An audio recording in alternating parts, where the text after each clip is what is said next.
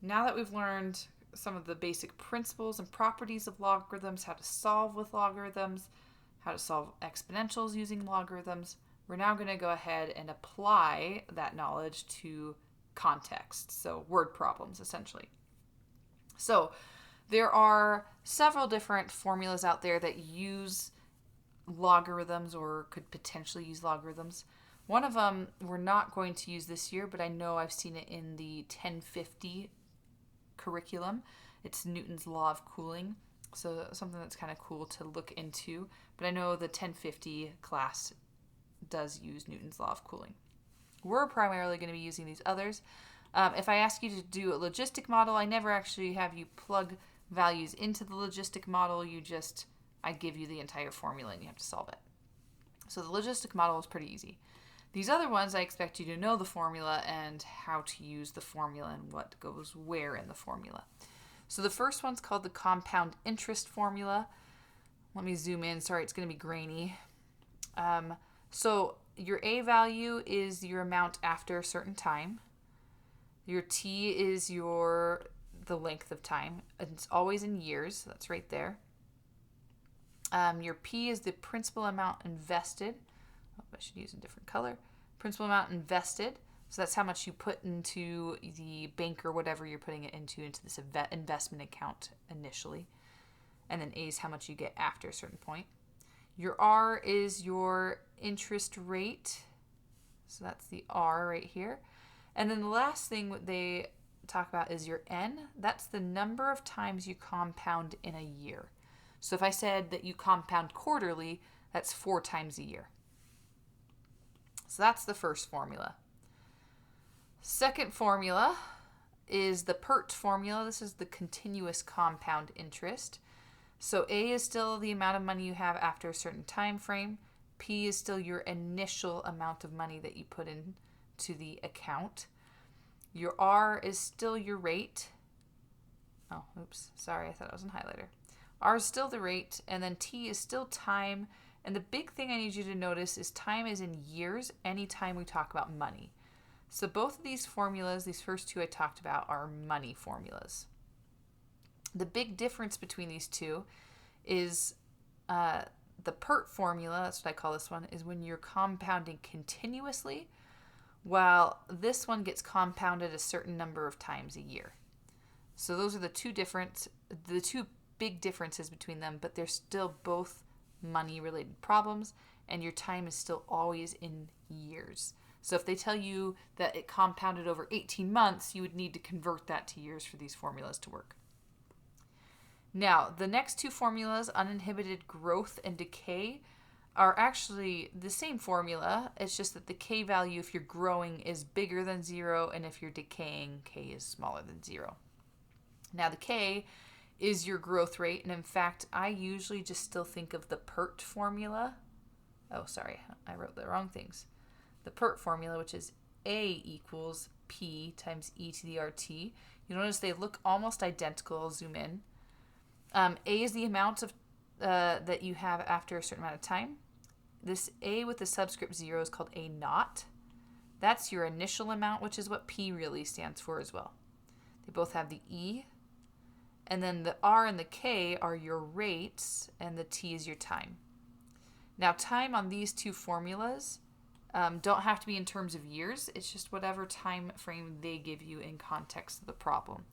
But for both of them, you can just remember the PERT formula. It's the same process. It's kind of the same idea. We just use different variables. So let's jump to it. Our very, very first problem jumps right into a money problem. So we want to figure out, let me just read the context. Jerome will be buying a used car for $15,000 in 3 years. How much money should he invest now so that he will have enough money to buy the car if he invested at 5% compounded continuously? Okay, so first off, we know this is a money problem. Money is involved. So it's either got to be the A equals P times 1 plus R over N raised to the NT, or it's the A equals the PERT formula, really. So Because it says it's compounded continuously, that's why we know it's going to be what I call the PERT formula. So I'm going to go ahead and list off, and it's not this one. We're going to list off everything we know. E is actually a number, so that's not a variable. Remember, E is approximately 2.7. I almost wrote it down like it was a variable. Okay, so first off, I know T is 3 years. That's easy. And it's already in years, which is good. Money problems should always be in years. The R is the 5%, but I've got to write it as a decimal. So this would be 0.05 as a decimal. Now, we've got to figure out, is that 15,000 that we're seeing, is that our, wow, I'm struggling. So 15,000 our initial amount, or is it our final amount? Well, let's read that question again. How much money should he invest now? Meaning, how much should he put initially, so we don't know this, so that we end up with enough money, meaning we want $15,000 in the end on this account. Okay, so let's plug this in to the formula. So we've got 15,000 is equal to P. We don't know what that is. And then we've got E raised to 0.05 multiplied by 3. So I'm going to go ahead and figure out, well, this one's actually fairly easy. So you could type this piece in and figure out exactly what all of this is equal to. I'm going to avoid doing that because if I do figure out what that's equal to right now, I'm going to end up with a decimal. But the problem with that decimal is I might cause a rounding error later on by rounding that decimal too short. If you do type it in, just make sure you do at least 4 decimal places when you round so that your final answer isn't as far off.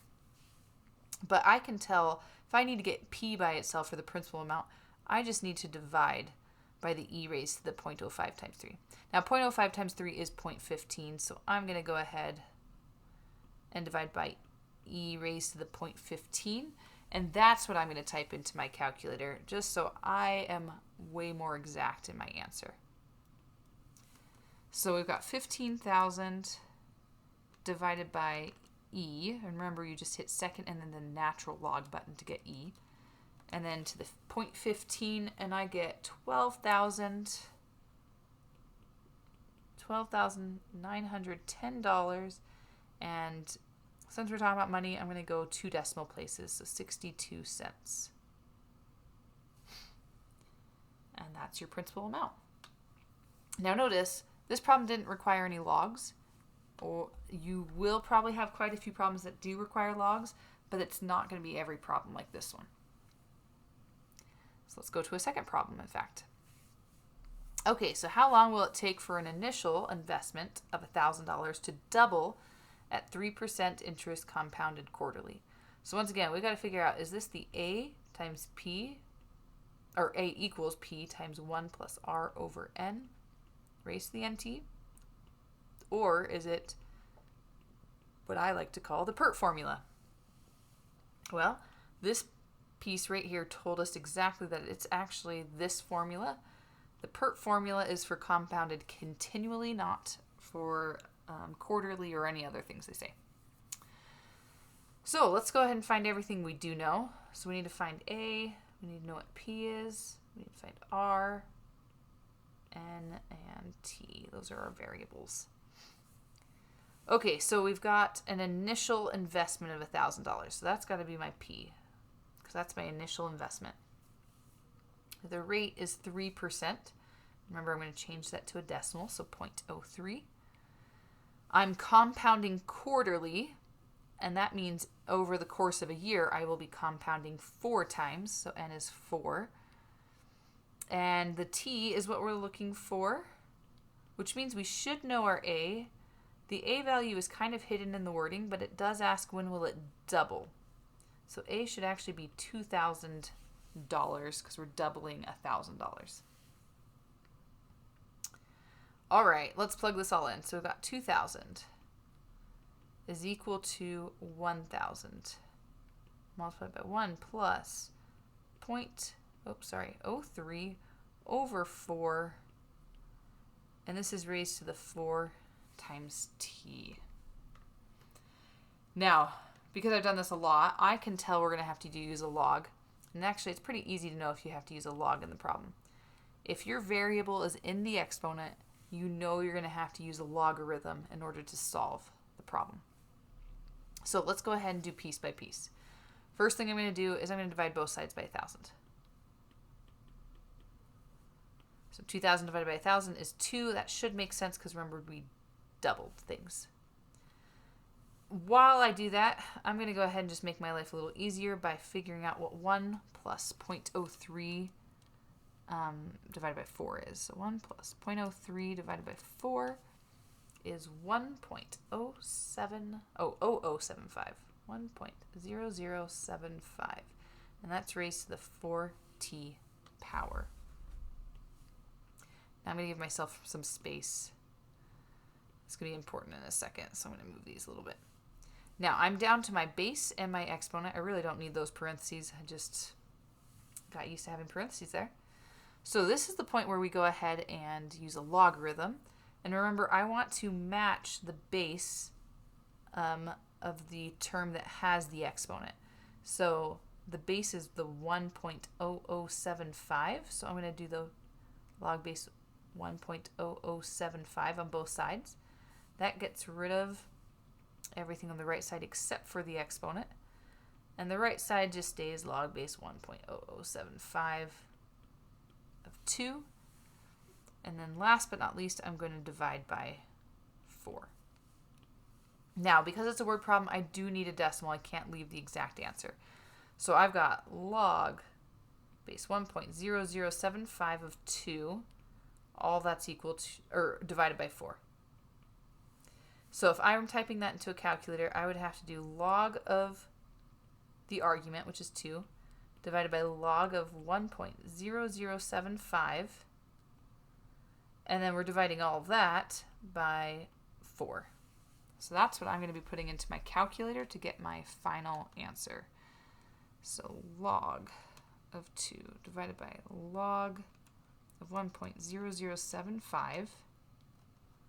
And then I'm going to divide that answer by 4. And you've got an answer, and I'm going to put it right up here. T is approximately equal to 23.19. And remember, this has to be in years. So doubling your investment would take 23.19 years total.